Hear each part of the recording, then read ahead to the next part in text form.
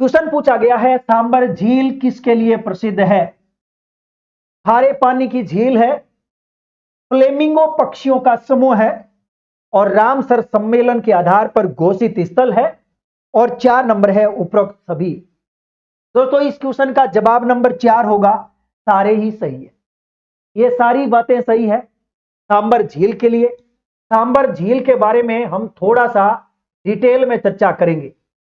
दोस्तों मुझे आशा ही नहीं पूरा विश्वास है परीक्षा में आपको यहां से एक क्वेश्चन जरूर देखने को मिलेगा, अभी जो कुछ भी मैं जानकारियां दूंगा।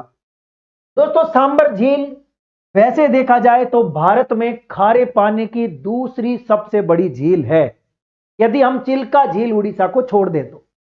लेकिन यदि आपसे पूछें कि भारत में आंतरिक प्रवाह यानी इनलैंड ड्रेनेज सिस्टम की बात करें, आंतरिक प्रवाह या अंतर्देशीय प्रवाह वाली, यदि आपसे पूछे सबसे बड़ी झील बताओ, तब भी आपको सांबर करना है। सांबर झील दोस्तों राजस्थान के 3 जिलों से सीमा बनाती है। यह क्वेश्चन बन सकता है। नंबर 1 आप लिख सकते हैं, इसमें अजमेर लिख सकते हैं। नंबर 2 नागौर लिख सकते हैं। नंबर 3 आप जयपुर लिख सकते हैं। दोस्तों एक तकड़ी बात जो कि कर्मचारी की सबसे ज्यादा पसंदीदा है वो ये है कि ये कौन से अक्षांश और कौन से देशांतर के बीच है। ये बहुत बड़ा क्वेश्चन है और ये रिपीट भी हो सकता है। याद रखें दोस्तों, यहां लिख देता हूं 27 डिग्री उत्तरी अक्षांश से लेकर के यहां लिख देता हूं 29 डिग्री उत्तरी अक्षांश के बीच है, और यहां से शुरू कर देते हैं देशांतर। ये 74 डिग्री पूर्वी देशांतर से 75 डिग्री पूर्वी देशांतर। दोस्तों ये पूर्वी देशांतर, और ये उत्तरी अक्षांश, उत्तरी अक्षांश, ये बात आप याद रखें, यहां पर है झील। वेरी इंपॉर्टेंट क्वेश्चन है। यानी अक्षांश की बात पूछे तो 27 डिग्री से 29 डिग्री अक्षांश के बीच, देशांतर पूछे तो 74 डिग्री से 75 डिग्री के बीच है हमारी सांबर झील। रट लेना। और वैसे इसका अपवाह क्षेत्र जो है वो 500 वर्ग किलोमीटर में है, यह बात भी आपको पता होना चाहिए। इसके अलावा एक और तकड़ी चीज दोस्तों, नोट करने लायक चीज क्या है, इसके अंदर गिरने वाली नदियां कौन कौन सी है। याद रखें रूपनगढ़ नदी इसमें आती है, मेंढा मैं लिख देता हूं, बहुत इंपॉर्टेंट है, यह क्वेश्चन भी बन सकता है। रूपनगढ़ नदी आती है, इसके अलावा मेंढा। दोस्तों कर्मचारी चयन बोर्ड का एक और फेवरेट क्वेश्चन है मेंढा। मेंढा जिसको हम मेंथा भी कहते हैं, मेंथा भी कहते हैं, इसे मिंडा भी कहा जाता है। दोस्तों ये 3 नाम है इसके, मेंथा, मेंढा, मिंडा। राजस्थान के अंदर यदि सांबर झील में गिरने वाली नदियों की बात करें और उनमें सबसे ज्यादा लवणीय गाद कौन सी नदी लाती है, याद रखें मेंथाई लाती है, याद रखें मेंथाई लाती है।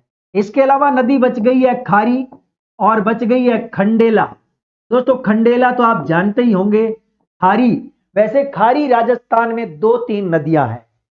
कुछ नदियां बनास की सहायक भी खारी है, एक नदी जो है खारी बनास की, वो उसकी चर्चा हम बार बार करते हैं, और दूसरी खारी जो है वो सांबर में गिरती है।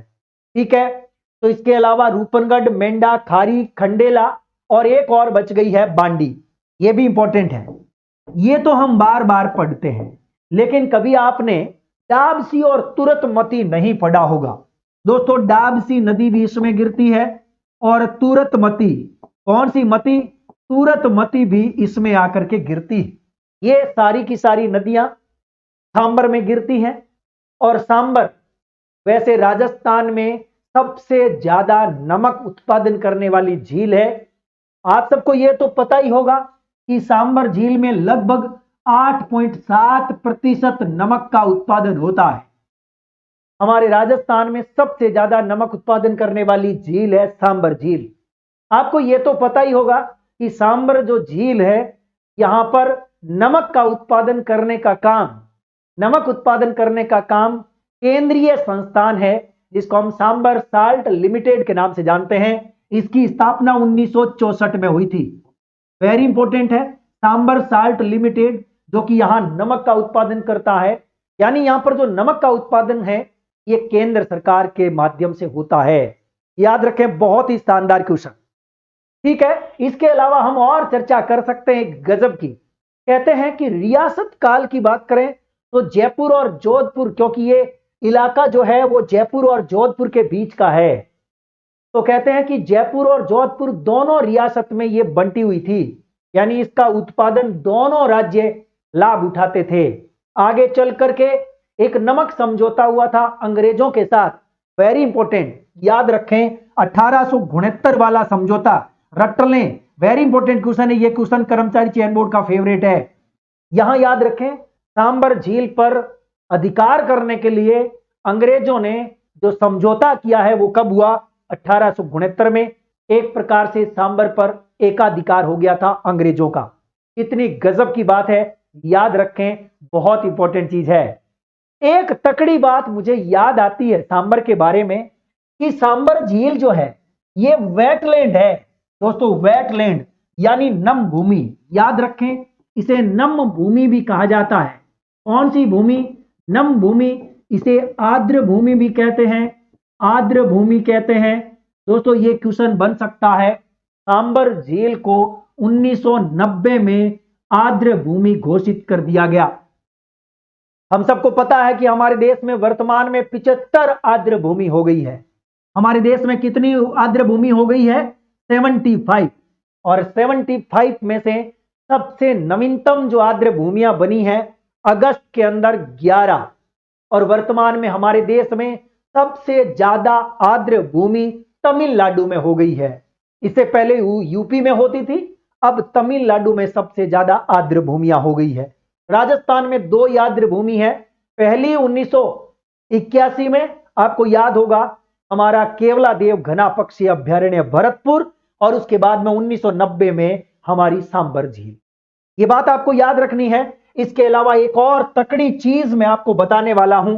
हाँ जी, तो मैं ये बता रहा था सांबर झील के बारे में। दोस्तों यहां पर सांबर झील के बारे में फ्लेमिंगो की चर्चा हो रही है। खारे पानी की झील है, बिल्कुल सत्य है। हाँ, फ्लेमिंगो की चर्चा कर रहे थे। दोस्तों फ्लेमिंगो को राजहंस भी कहते हैं। क्या गजब की बात है दोस्तों, इसे क्या कहते हैं? राजहंस। राजहंस का दूसरा नाम है फ्लेमिंगो। क्या कहते हैं इसे? फ्लेमिंगो। दोस्तों आपको ये जानकारी देते हुए मुझे अच्छा लग रहा है, खुशी भी हो रही है कि हमारे यहां प्रत्येक जिले में एक शुभंकर है। यदि आपसे पूछा जाए राजहंस अर्थात फ्लेमिंगो किस जिले का शुभंकर है, तो आपको उत्तर नागौर ठोक देना है। क्या ठोक देना है? नागौर। दोस्तों याद रखें, क्योंकि हमारे इस क्वेश्चन में फ्लेमिंगो आया है तो यह बताना जरूरी है। यह एक विदेशी शर्मीला और एकलखोरिया पक्षी है। एकलखोरिया आप समझ गए होंगे, जो अकेला रहना पसंद करता है। आसपास में निर्माण कार्य यदि हो तो यह उड़ जाएगा, चला जाएगा। दोस्तों ये राजहंस है फ्लेमिंगो। ठंडे इलाकों से आता है, कुर्जा के साथ साथ घूमता हुआ। हाँ, ये नागौर में, नागौर का शुभंकर है, ये आपको याद रखना है। यदि, क्योंकि दोस्तों अभी हम बात कर रहे थे कि सांबर झील 3 जिलों के टच में है, 3 जिलों के साथ भौगोलिक सीमा बनाती है, जिसमें नागौर है, दूसरा अजमेर है। दोस्तों यदि अजमेर के बारे में आपसे पूछा जाए कि बताओ अजमेर का शुभंकर कौन है, तो आप खरमोर उत्तर कर देंगे। क्या कर देंगे? खरमोर, वेरी इंपॉर्टेंट है। तीसरा जिला कौन सा है? जयपुर है, और जयपुर का शुभंकर चित्तल है। दोस्तों जयपुर का कौन है? जयपुर, याद रखें, चित्तल। Very important question. ये तीनों बातें आपको याद रखनी है। हम सांबर की डिटेल में चर्चा कर चुके हैं। रामसर, दोस्तों आर्द्र भूमि, नम भूमि, वेटलैंड अर्थात रामसर भूमि एक ही बात है, क्योंकि कहते हैं कि पूरे विश्व में अनेक आर्द्र भूमियां हैं, और इन आर्द्र भूमियों का संरक्षण करने के लिए ईरान के रामसर नामक शहर में 1971 में एक समझौता हुआ, एक कन्वेंशन हुआ, जिसके तहत प्रत्येक देश को पार्टी बनाया गया और उस समझौते में शामिल किया गया। भारत भी इसमें शामिल हो गया, और यह रामसर सम्मेलन है। तो यह बात बिल्कुल सत्य है, ये सारे ही ऑप्शन सही है। एक तकड़ी चीज मुझे और याद आती है सांबर झील के बारे में, वो भी मैं आपको बताना चाहूंगा। दोस्तों यहां पर सांबर झील में रेस्टा, नंबर 1 रेस्टा नमक मिलता है। नंबर 2 नमक मिलता है जिसको क्यार कहते हैं। नंबर 3 जो नमक मिलता है उसे पान नमक कहते हैं। दोस्तों यहां पर 3 प्रकार का नमक उत्पादित होता है, रेस्टा, क्यार और पान। दोस्तों यहां रेस्टा की बात करें तो ये पवन प्रवाह, दोस्तों पवन प्रवाह से बनने वाला नमक है। जब कभी भी ये जो नमक उत्पादित करने की जो क्यारियां होती है, इन क्यारियों के पूर्वी किनारे पर हवाओं के चलने से यह नमक इकट्ठा होता है, पवन प्रवाह के कारण उसे रेस्टा नमक कहते हैं। दूसरा है क्यार। दोस्तों जो बाष्पोत्सर्जन होता है और बाष्पोत्सर्जन से नमक के क्रिस्टल बच जाते हैं, वो क्यार नमक है। और पान नमक की बात करें तो ये एक प्रकार का ऐसा नमक होता है जो औद्योगिक कारखानों में काम में आता है, लेकिन यह नमक बहुत कम उत्पादित होता है। दोस्तों एक तकड़ी बात जो इंपॉर्टेंट थी वो मैंने आपको बताई है। हाँ, एक बात आपको याद रखनी है कि यहां पर क्योंकि सांबर झील एक बालसन का उदाहरण है, दोस्तों याद रखें सांबर झील किस प्रकार का उदाहरण है, बालसन झील है ये, यानी चारों ओर से चट्टानों से घिरा हुआ वो इलाका जिसमें बीच में पानी आकर के रुकता हो, उस प्रकार की झील को बालसन झील कहते हैं। तो सांबर झील एक बालसन का उदाहरण है। और यहां पर माइका सिस्ट नामक चट्टाने हैं, कि नमकीय चट्टाने जिनको बोलते हैं, जहां से केशिकत्व के माध्यम से, कैपिलरी के माध्यम से नमक के कण सतह पर आ जाते हैं। एक तो ये होता है, और दूसरा है जो नदियां आती है वो भी गाद लेकर के आती है। तो ये वेरी इंपॉर्टेंट क्वेश्चन था। सांबर झील की डिटेल में हम चर्चा कर चुके हैं। मुझे नहीं लगता कि आपको किसी किताब में इतनी जानकारी मिल जाएगी क्या। मैं वादा करता हूं किसी भी किताब में इतनी शानदार जानकारी जो मैंने बताई मिल जाए तो आप मुझे बता देना। चलिए भाई, नेक्स्ट क्वेश्चन आपके सामने स्क्रीन पर। और एक बात और, जितनी भी जानकारी बताई है ये किसी न किसी परीक्षा में आई हुई है।